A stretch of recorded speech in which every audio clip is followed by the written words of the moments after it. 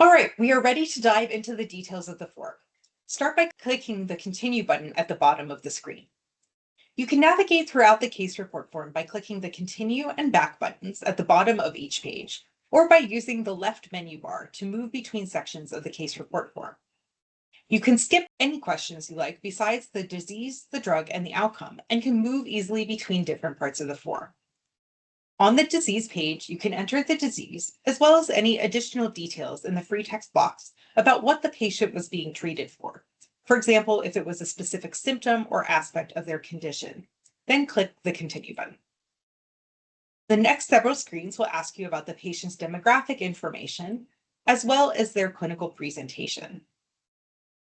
Select from the options and click Continue. Now you have the chance to describe how the condition was diagnosed.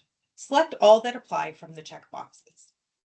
If you don't see the option you're looking for, select Other, and then enter text in the free text box that appears. You now have the chance to describe what made the case unusual. This is often where you can fill in the context for why the patient was being treated with an existing drug in a new way. Once you've entered this information, click the Continue button.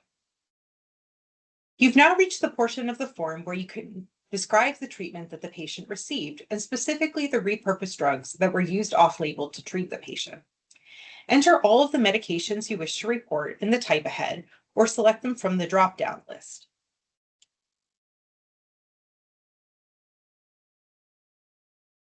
Note if the drug that you are looking for is not in the drop-down list, you can again type in the information and then hit Enter for it to be included.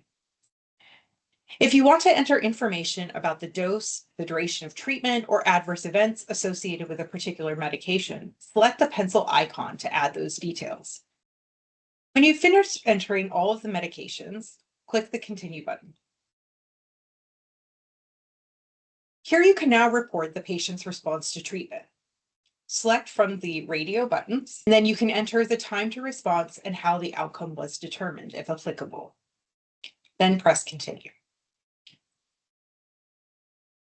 Finally, you can add any additional details that you feel haven't yet been covered, and also have the option to set a reminder and to upload any images or documents that you think help to provide context. These might include things like lab reports, x-rays, or other documents. Please be sure that before you upload any documents, you have removed or blacked out any information that could identify the patient. This includes things like names, medical record numbers, dates, distinctive markings, or tattoos. Finally, after you click Continue once more, you are presented with the final summary page where you can review all of the information you've entered as part of the case report. Double check it for accuracy and completeness. And if you need to go back and change anything, you can return to the section by clicking on the left menu bar. If you are a clinician, you are presented with an option to anonymize your case by checking a box here. However, because I entered this case as a patient, if you're a patient or a care partner, the case is automatically anonymized. A nice feature of this page is also the ability to print out a summary of the report you have just entered. This can be a useful way to document all of the patient's symptoms, the treatments they have tried, and what has and hasn't helped, and to share this information with their doctor in a way that is easily digestible for them. Click the print icon on the top right of the page to print your report. When you've checked everything and are satisfied with your report, click the Submit button at the bottom of the page.